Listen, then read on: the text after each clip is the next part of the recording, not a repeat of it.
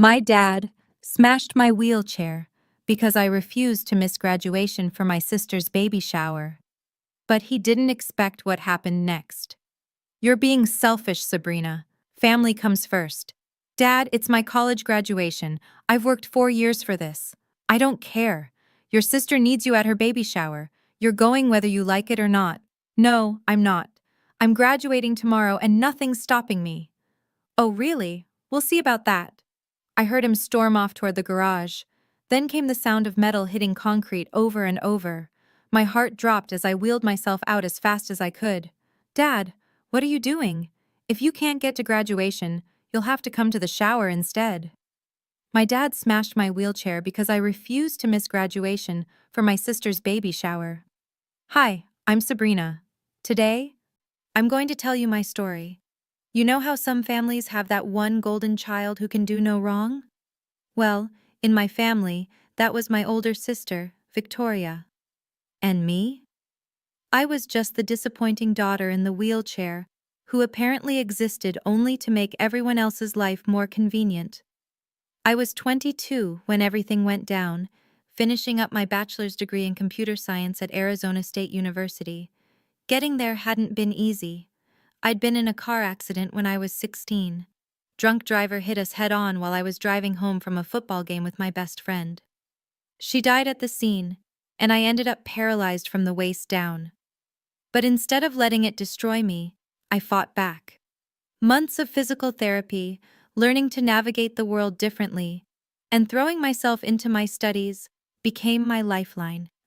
My parents, though they never quite got over their perfect daughter being in a wheelchair, Mom would introduce me to people with this sad, pitying voice, like I was some walking tragedy. Dad just got angry at the world, at God, and eventually at me for not being normal anymore. "Sabrina, can you come downstairs?" Mom called out one Thursday evening about 2 weeks before my graduation. I made my way down the ramp Dad had grudgingly installed after the accident, complaining the entire time about the cost and how it ruined the look of our house. The whole family was there. Mom, Dad, Victoria with her husband Kyle, and my younger brother Austin, who'd just turned 18. "What's going on?" I asked, though Victoria's smug smile already told me I wasn't going to like this. "We need to discuss the 15th, Mom said, not meeting my eyes. "My graduation," I said. "What about it? You guys are coming, right?" Victoria let out this dramatic sigh. "That's actually why we're here. I've decided to have my baby shower that day." I stared at her. "What?" "Vic, you've known about my graduation date for months. Your baby isn't due until September. You have plenty of weekends. The venue I want at the Scottsdale Resort is only available that day," she interrupted. "And all my friends can make it. It's perfect timing." "Perfect timing? It's my graduation." Dad slammed his hand on the table, making the coffee cups rattle. "Lower your voice, young lady. Your sister's having her first child. That's more important than some ceremony." "Some ceremony?" "Dad, I've worked my ass off for 4 years. I made Dean's List 3 times. I got a job offer from a tech company in Portland. This is important to me." "Well, family should be more important," Mom chimed in, twisting her wedding ring nervously. "Victoria needs our support. All of us." I looked at Austin, hoping for some backup, but he just shrugged and stared at his phone. Typical. At 18, he'd learned it was easier to stay out of family drama than stand up for what was right. "I'm not missing my graduation," I said firmly. "I'm sorry, Vic, but you'll have to pick another day, or I just won't be there." Victoria's eyes filled with tears, her go-to manipulation tactic since we were kids. "I can't believe you're being so selfish.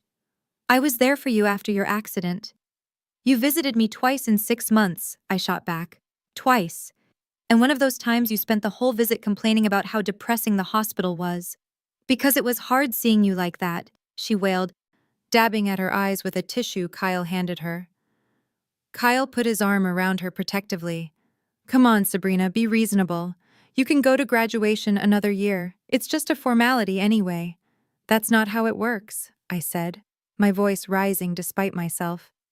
"I'm graduating now. I'm walking across that stage. Well, rolling and getting my diploma. End of discussion. That's when Dad stood up, his face turning that dangerous shade of red I'd learned to recognize. You'll go to your sister's shower, or there will be consequences. Like what? You'll ground me? I'm 22, Dad. I pay rent here. I buy my own food. The only thing you've done for me in years is complain about the wheelchair ramps and how I'm costing you money. How dare you speak to me like that? He roared. How dare I what? Tell the truth? When was the last time any of you came to something important to me? My academic awards ceremony last semester? My presentation at the tech symposium in Phoenix? Oh, right, Victoria had a hair appointment that day. That wasn't just a hair appointment, Victoria protested. It was for my engagement photos, which you've already had retaken twice because you didn't like the lighting, I said. The point is, nothing I do matters to any of you. I'm just the broken daughter who reminds you that bad things can happen. You ungrateful little brat, Dad started, but I'd already turned my chair toward the hallway. I'm done with this conversation, I said. I'm graduating on the 15th. If you want to come support me, great. If not, that's your choice.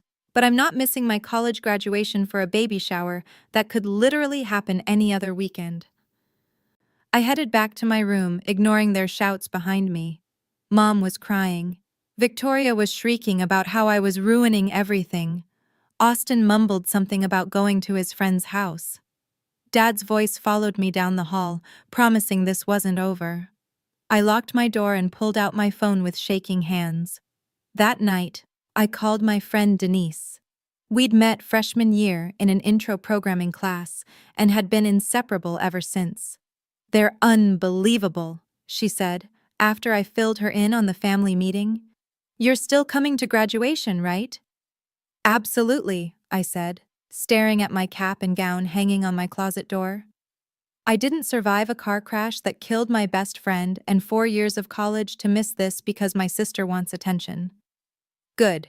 Jordan and I will be there cheering you on. Jordan was Denise's boyfriend and had become a good friend too. He was studying mechanical engineering and had actually helped me modify some of my wheelchair accessories. At least I had some people in my corner. The next week and a half were tense. Mom kept leaving baby shower invitations on my desk, each one more elaborate than the last, with little notes about how much it would mean to Victoria. Dad would make snide comments at dinner about family loyalty and respect. Victoria called crying almost every other day about how I was ruining her special moment. I held firm. I even picked up extra shifts at my part-time job doing web design for local businesses so I could save up to move out sooner. The house felt more like a prison than a home. Then came the night before graduation. I was in my room ironing my cap and gown, music playing softly from my laptop, when Dad appeared in my doorway. He filled the frame, blocking out the hallway light. Last chance, Sabrina. Come to the shower tomorrow.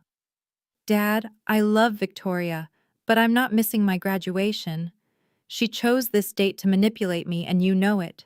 She could have picked any other weekend. His face turned that dangerous purple color. You're being selfish. Family comes first.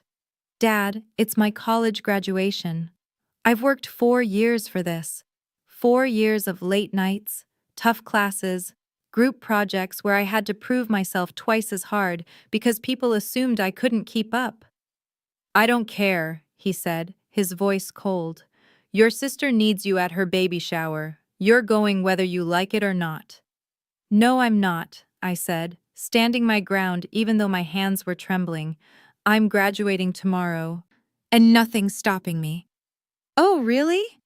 He leaned against the doorframe, a cruel smile playing at his lips. We'll see about that. He turned and stormed off.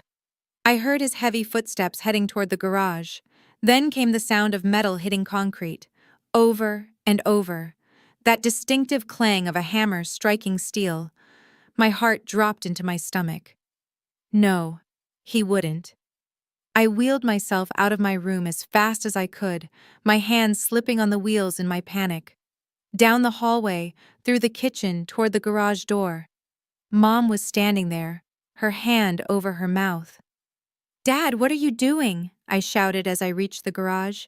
He was standing over my custom wheelchair, the good one I'd saved for 2 years to buy, working extra hours and skipping meals. In his hands was a sledgehammer. The frame was already bent. One of the wheels lay detached on the concrete floor. The custom cushion I'd ordered for proper support was torn, foam spilling out like guts. "If you can't get to graduation," he said, breathing hard from the exertion, "you'll have to come to the shower instead." I sat there in my backup chair, the cheap one insurance had provided years ago that gave me back pain after an hour, staring at the wreckage of my independence. $3,000. 2 years of saving every spare penny. My freedom, smashed to pieces on the garage floor. "You're insane," I whispered. Mom appeared behind him, her face pale. "Oh my God, Robert, what did you do?" "I did what needed to be done," he said, dropping the hammer with a clang that echoed through the garage. "Now she'll have to stay home tomorrow. She can't go anywhere without that fancy chair." "That's my wheelchair," I said, my voice breaking. "My freedom, my independence. How could you?" "It's just a chair," he said dismissively, wiping sweat from his forehead. "We'll get you another one. After you apologize to your sister and show up tomorrow, like a good daughter should." My hands were shaking as I pulled out my phone. For a moment, I just stared at the screen, my mind struggling to process what had just happened. Then clarity hit me like ice water. "What are you doing?" Mom shrieked as I dialed. "Reporting destruction of property and theft," I said, my voice steadier than I felt. "That wheelchair cost $3,000. It's my property. This is a crime." "You wouldn't dare," Dad growled, taking a step toward me. "Watch me," I said, holding up my phone as the operator answered. "Yes, I need to report a crime. My father just destroyed my wheelchair with a sledgehammer." The next 20 minutes were a blur. I called Denise and Jordan, who said they'd be right over. I took photos of the destroyed wheelchair from every angle. I pulled up my bank records showing I'd purchased it myself. I even pulled up our Ring doorbell footage showing Dad taking my chair from my room into the garage. The police arrived just as Denise and Jordan pulled up. 2 officers, one older with gray at his temples, one younger who couldn't have been much older than me. I showed them everything. "She's lying," Dad told them, his voice full of righteous indignation. "That's my property. I paid for it. I have every right to discipline my daughter." "Actually," I said, pulling up the receipt on my phone, "I bought it myself 2 years ago. Here's the proof. And here's video footage from our doorbell camera showing him taking it from my room without permission." Officer Rodriguez, the older one, took photos and notes while his partner, Officer Stevens, took statements. Dad kept insisting it was just a family disagreement, but destroying property worth $3,000 wasn't a simple argument. "Ma'am," Officer Rodriguez said gently, "do you want to press charges?" I looked at my parents. Mom was crying silently. Dad was still defiant, his jaw set. In the corner, Victoria had arrived with Kyle. Attracted by the police cars in the driveway, she was shrieking about how I was ruining everything, how this was supposed to be about her baby. How could I be so dramatic? "Yes," I said, looking Officer Rodriguez directly in the eye. "I do. I want to press charges." They arrested him right there. As they led him away in handcuffs, he yelled over his shoulder, "You're no daughter of mine!" "Finally, something we agree on," I muttered. Denise put her hand on my shoulder. "You're staying with me tonight. We're not leaving you here." "But graduation," I started. "We'll get you there," Jordan said firmly. "I've got a friend who runs a medical supply company. Let me make some calls." That night, while my family dealt with Dad's arrest and booking, I sat in Denise's apartment trying to process everything. My phone kept buzzing with messages. "Victoria, I hope you're happy. You've destroyed our family. Dad's in jail because of you." "Mom, please drop the charges. Think of what people will say. Think of our reputation." "Austin, Dad's in jail. WTF?" Sabrina? This is insane. I turned off my phone and tried to sleep, but every time I closed my eyes, I saw that sledgehammer coming down on my wheelchair. My independence shattered. My freedom destroyed because I dared to choose myself for once. The next morning, Jordan's friend arrived at 7 a.m. with a loaner wheelchair. It wasn't as nice as mine. The seat was harder and the wheels less responsive, but it worked. I put on my cap and gown, my hands still shaking slightly, and we headed to the university. The ceremony was beautiful.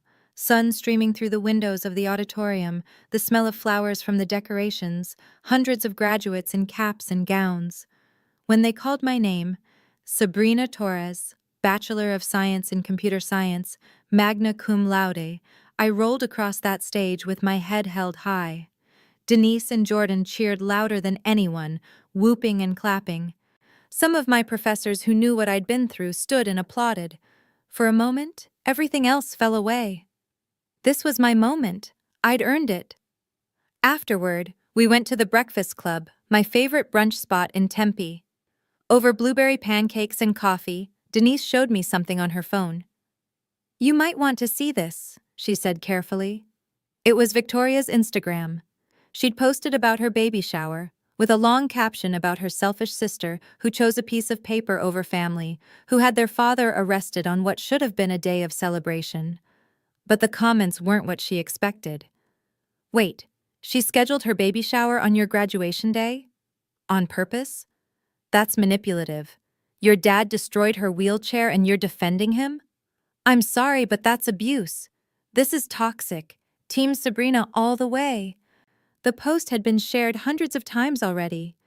People were tagging news outlets. Someone had even started a GoFundMe for my destroyed wheelchair without my knowledge. "Oh, it gets better," Jordan said, scrolling on his phone. "Check out the Chandler Community Facebook group." Someone had posted the Ring doorbell footage. You could clearly see Dad taking my wheelchair from my room, then the destruction in the garage, then the police arrival and arrest. The community was furious. I always knew Robert Torres was controlling, but this is straight-up abuse. That poor girl. Isn't he up for that vice president position at Wells Fargo? Corporate needs to see this. Someone tagged his employer. Someone else tagged the local news. By noon, a reporter had called asking for an interview. By Monday morning, the damage was spreading like wildfire. Dad's boss called him in for a meeting about the disturbing video circulating online and his arrest record. In Arizona, employers took that kind of thing seriously, especially at banks. Mom's book club politely uninvited her, citing the need to reevaluate their membership criteria. Victoria's baby shower had half the expected guests, and according to Austin, who texted me updates, the ones who came spent the whole time gossiping about the family drama instead of celebrating. I found out most of this from Austin, who was the only one still talking to me. He'd been accepted to University of Colorado Boulder, and was counting down the days until he could escape. "It's like watching a train wreck in slow motion," he told me over coffee at a Starbucks halfway between Denise's apartment and our house. Dad's suspended from work pending investigation.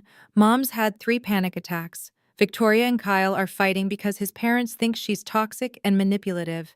And get this, Grandma saw the video and called Mom to say she's reconsidering who gets what in her will. "Grandma knows?" I asked, surprised. Our grandmother in Tucson was notoriously private and stayed off social media. "Everyone knows, Sabrina. It went viral in Chandler. Local banker destroys disabled daughter's wheelchair to control her. Dad's basically unemployable now." I wish I could say I felt bad, but I didn't. They'd had 6 years since my accident to treat me like family instead of a burden. 6 years to support instead of suppress. This was just consequences finally catching up. The legal process moved forward quickly. Dad's lawyer, some guy named Richard Thornton, tried to plea bargain, but the prosecutor wasn't having it. Mr. Torres didn't just destroy property, Assistant District Attorney Lisa Hernandez explained to me at a meeting. He destroyed mobility equipment for a disabled person. In Arizona, That comes with enhanced charges under our disability rights statutes. He didn't just commit property destruction. He committed abuse. Meanwhile, my job offer in Portland was starting in 2 months. I used the time to find an accessible apartment online, work with insurance to get a new wheelchair approved, and cut ties with most of my family. The GoFundMe someone started had raised over $8,000. People were incredibly kind. The trial was set for 6 weeks after graduation. In that time, the family completely imploded. Dad lost his job at the bank officially. Banks don't like vice presidents with pending felony charges. Mom filed for separation, saying she couldn't handle the shame and the whispers at the grocery store. Victoria's marriage crumbled when Kyle found evidence of other manipulative behavior. She'd lied about being on birth control, Austin told me. Kyle found texts to her friend where she admitted she trapped him with the pregnancy because he was talking about breaking up. The trial itself was quick. The video evidence was damning. Dad took the stand and actually tried to justify his actions, talking about discipline and teaching me about family priorities and respect. Judge Maria Santos wasn't impressed. Mr. Torres, your daughter is a 22-year-old adult, a disabled adult who depends on mobility equipment to participate in society. What you did wasn't discipline. It was cruel, controlling, and criminal. You didn't just destroy property, you tried to destroy her autonomy.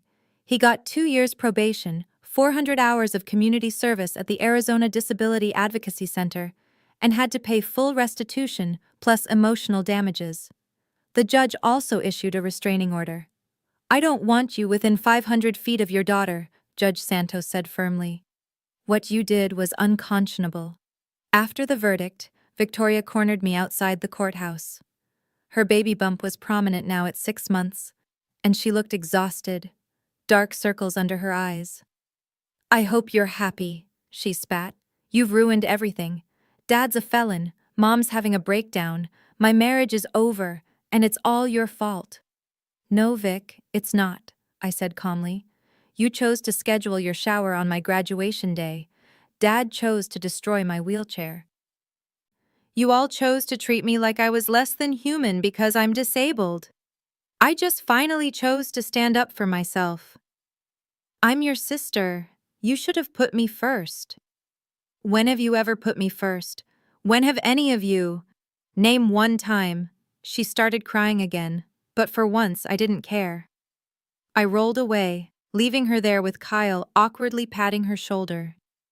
That weekend, I packed up my things. Denise and Jordan helped me load a U-Haul for Portland. Mom showed up as we were finishing, looking older than I remembered. Sabrina, please don't leave like this, she said. We can fix this. Family therapy. Whatever it takes. No, Mom. We can't. For 6 years you've treated me like a burden, like my disability was some personal failing you had to overcome. Dad destroyed my wheelchair, my freedom because I wouldn't obey. That's not fixable. But family, she started. Family doesn't do what you did, I interrupted. Family shows up, family supports. Family doesn't destroy your mobility aid because you won't comply. I'm sorry, she whispered. I'm so sorry.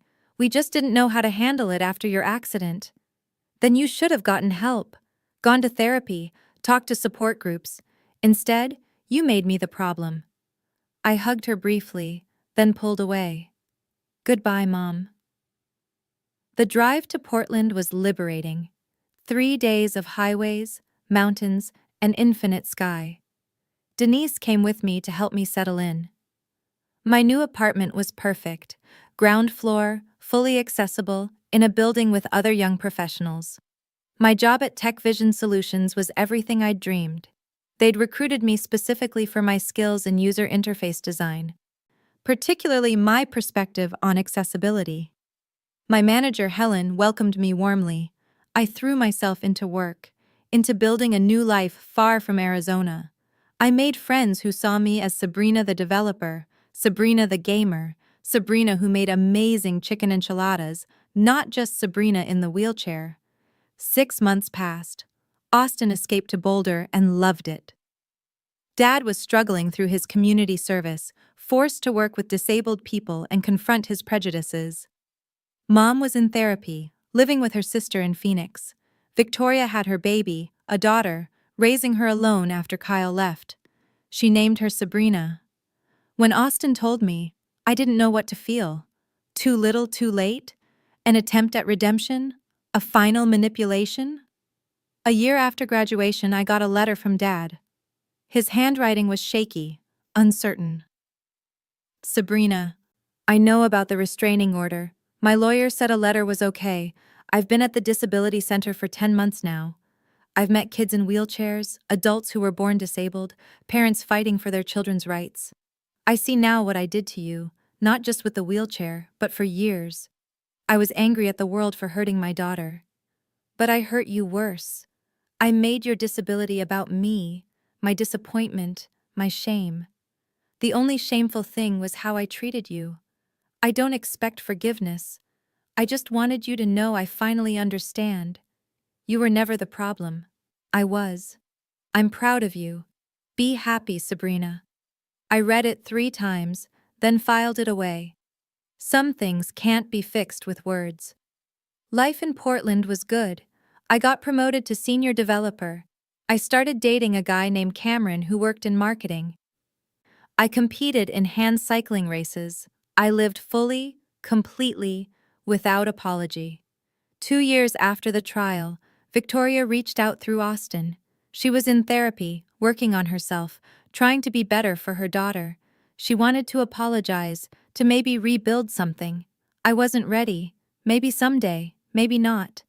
I'd built a life where I came first, where my needs mattered, where my wheelchair was just part of who I was, not a burden to manage. That night at graduation, rolling across that stage, I'd thought my life was beginning. I was right, just not in the way I expected. Sometimes destruction clears the way for something better.